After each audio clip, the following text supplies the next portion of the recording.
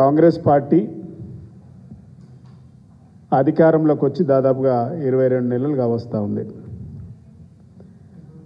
Congress party నాయకులు, ముఖ్యమంత్రి అందరూ కూడా గోబెల్స్ని మించిపోయే విధంగా అబద్ధాలు ప్రచారం చేసి అవే అబద్ధాలు చెప్తూ ఉండడం, జనాలను నమ్మించే ప్రయత్నంలో అగ్రభాగాన ఉన్నది ఇలా ముఖ్యమంత్రి గారు, కాంగ్రెస్ పార్టీ నాయకులు. అందుకనే ఒక కవి అనేవాడు, నక్కలు బొక్కలు వెతుకును కుక్కలు చెప్పులు వెతుకును అన్న విధంగా కాంగ్రెస్ పార్టీ నాయకులు అబద్ధాలతో బతుకుదురు. ఈ 22 నెలల్లో అబద్ధాలకు మించి ఏ ఒక్క అభివృద్ధి కార్యక్రమాన్ని కాంగ్రెస్ పార్టీ చేయడం లేదు.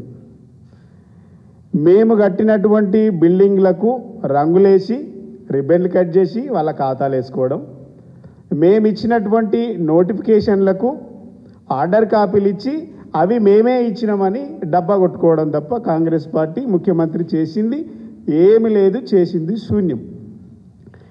ఇలా ముఖ్యమంత్రి గారు ఆనాడు యూనివర్సిటీ విద్యార్థులంటే ఒక వీడియో చూపిస్తా.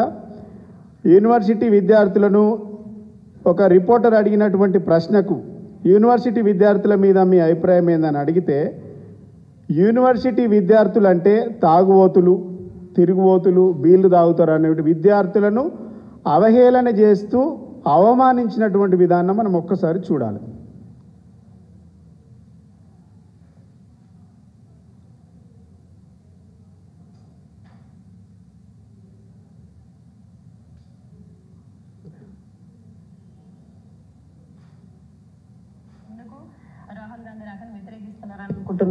ఏం లేదు, చిల్లర ఖర్చులకు తెచ్చుకొని ఉంటారు. కేటీఆర్ పిలిచి ఖర్చులకు ఇచ్చి ఉంటాడు.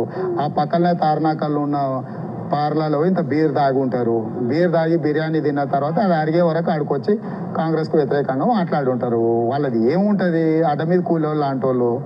వాళ్ళకంటూ సిద్ధాంతం కానీ, వాళ్ళకంటూ ఆలోచన కానీ, వాళ్ళకంటూ తెలంగాణ పట్ల గౌరవం కానీ ఏమీ లేదు.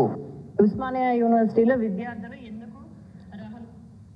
విద్యార్థుల పట్ల అంత నీచంగా, దుర్మార్గంగా మొత్తం ఉమ్మడి రాష్ట్రంలో కానీ ఇప్పుడున్న రాష్ట్ర రాజకీయాలలో విద్యార్థుల పట్ల ఇంత విచక్షణ కోల్పోయి మాట్లాడినటువంటి నాయకులు ఇలా ముఖ్యమంత్రి గారి హోదాలో ఉన్నారు.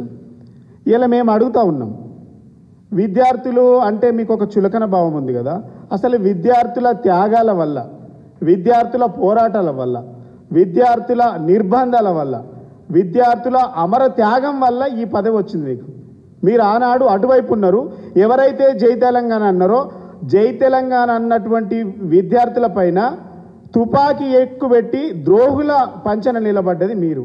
ఇలా యూనివర్సిటీకి వెళ్ళే ముందు ఆనాడు విద్యార్థులను అవమానించినటువంటి పరిస్థితులను, మీరు అధికారంలోకి రావడానికి విద్యార్థులను, నిరుద్యోగులను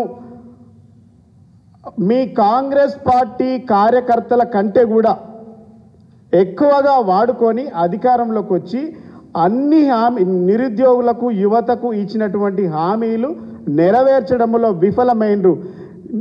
ఉస్మానియా యూనివర్సిటీ నేల తల్లికి, ఆ మట్టి బిడ్డలకు, ఆ చదువుతున్నటువంటి సరస్వతి బిడ్డలకు బేషరతుగా క్షమాపణ చెప్పి యూనివర్సిటీలో అడుగు పెట్టాలనేసి మేము ఇలా బీఆర్ఎస్ పార్టీ తరఫున డిమాండ్ చేస్తూ ఉన్నాం. ఇలా 2 లక్షల ఉద్యోగాలు సంవత్సరం తిరగకముందే 2 లక్షల ఉద్యోగాలు ఇస్తామని చెప్పినటువంటి కాంగ్రెస్ పార్టీ రేవంత్ రెడ్డి గారు ఇలా 22 నెలలు దాటింది. 22 నెలలలో బీఆర్ఎస్ పార్టీ ఇచ్చినటువంటి నోటిఫికేషన్లు తప్ప 2 లక్షల ఉద్యోగాలలో ఎక్కడిచ్చినవో, ఎన్ని ఉద్యోగాలు ఇచ్చినవో, మీరు ముఖ్యమంత్రి అయిన తర్వాత కాంగ్రెస్ పార్టీ ఇచ్చినటువంటి నోటిఫికేషన్లు ఏ డిపార్ట్మెంట్ నుంచి ఎన్ని నోటిఫికేషన్లు ఇచ్చిండ్రు, ఎన్ని ఉద్యోగాలు ఇచ్చిండ్రు, అవి బేషరతుగా సమాధానం చెప్పి లేకుంటే శ్వేతపత్రం విడుదల చేసి 2 లక్షల ఉద్యోగాలు ఇస్తామని చెప్పిండ్రు, అవి ఇయ్యలేదు. 60,000 ఉద్యోగాలు బీఆర్ఎస్ పార్టీ కేసీఆర్ గారు ఇస్తే ఆ ఉద్యోగాలను మీ ఖాతాలో వేసుకొని ఇలా 60,000 ఉద్యోగాలు నేనే ఇచ్చినని చెప్పుకుంటున్నటువంటి ఈ కాంగ్రెస్ పార్టీకి, ముఖ్యమంత్రి గారికి మేము ఈ వేదిక నుంచి మేము డిమాండ్ చేస్తూ ఉన్నాం. ఈ ప్రభుత్వం ఇచ్చినటువంటి నోటిఫికేషన్ల సంఖ్య ఎంత, ఉద్యోగాల సంఖ్య ఎంత, ఎన్ని నోటిఫికేషన్లు ఏ డిపార్ట్మెంట్ నుంచి ఇచ్చిండ్రో శ్వేతపత్రం విడుదల చేయాలని మేము డిమాండ్ చేస్తూ ఉన్నాం. మీరు చెప్పుకుంటా పోతే యూనివర్సిటీ విద్యార్థులు అంటే మీలాగా చదువుకోనళ్ళు కాదు, అజ్ఞానులు కాదు. యూనివర్సిటీ రీసెర్చ్ స్కాలర్స్ ఉన్నారు, ఇంజనీరింగ్ స్టూడెంట్స్ ఉన్నారు. అక్కడ అన్ని రకాల చదువుకున్నటువంటి విద్యార్థులను వాళ్ళను అవమానపరిచే విధంగా అన్ని వర్గాలను మోసం చేసిండ్రు. రైతులను, కార్మికులను, కర్షకులకును ఎవరిని వదిలిపెట్టలే కాంగ్రెస్ పార్టీ. అన్ని వర్గాలను మోసం చేసిన విధంగానే కాంగ్రెస్ పార్టీ అధికారంలోకి వచ్చిన తర్వాత నిరుద్యోగులను విద్యార్థులను నట్టేట ముంచినటువంటి కాంగ్రెస్ పార్టీ బేషరతుగా క్షమాపణ చెప్పి మీరు ఇచ్చినటువంటి నోటిఫికేషన్లు ఎన్నో చెప్పాల్సినటువంటి బాధ్యత ఈ కాంగ్రెస్ ప్రభుత్వం పైన ఉన్నది. ఎన్ని ఇచ్చిండ్రు? శ్వేతపత్రం విడుదల చేసే దమ్ము ఈ ప్రభుత్వానికి ఉందా? మీరు ఇచ్చినవి కేవలం 5 నుంచి 6,000 ఉద్యోగాలు మాత్రమే. చర్చకు రండి. అబద్ధాలు చెప్పుకొని ఎన్ని రోజులు బతుకుతారు? ఆనాడు యూనివర్సిటీ విద్యార్థుల పక్షాన, నిరుద్యోగుల పక్షాన ఈ కాంగ్రెస్ పార్టీని ఎవరు నమ్మడం లేదని ఢిల్లీ నుంచి రాహుల్ గాంధీని పిలిపించుకున్నారు.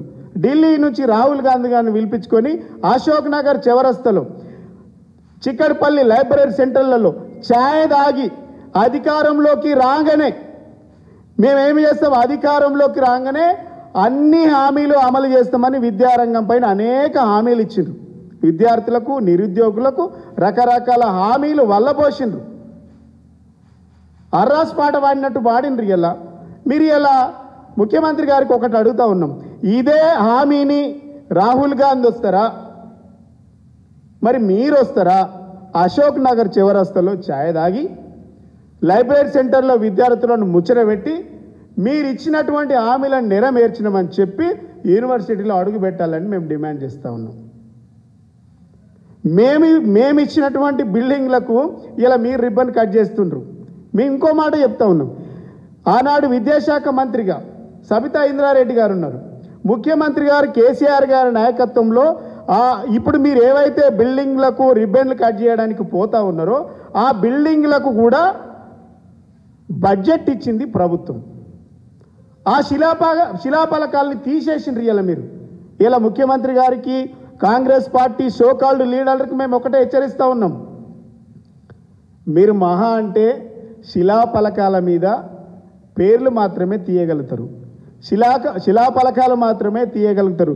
తెలంగాణ ప్రజల గుండెల్లో గూడు కట్టుకున్నటువంటి కేసీఆర్ గారి ప్రేమను, అభిమానాన్ని మీ తరతరాల 100 సంవత్సరాల కాంగ్రెస్ పార్టీ తీసివేయలేదు, ఏరివేయలేదు. అది గుర్తుపెట్టుకోవాలి. కాంగ్రెస్ పార్టీ ఇంత చిల్లర రాజకీయమా? ఏ పార్టీ అయినా శిలాఫలకాలు వేస్తాం, శిలాఫలకాలు వేస్తే ఇంకో ప్రభుత్వం వస్తే తీసేస్తుందా?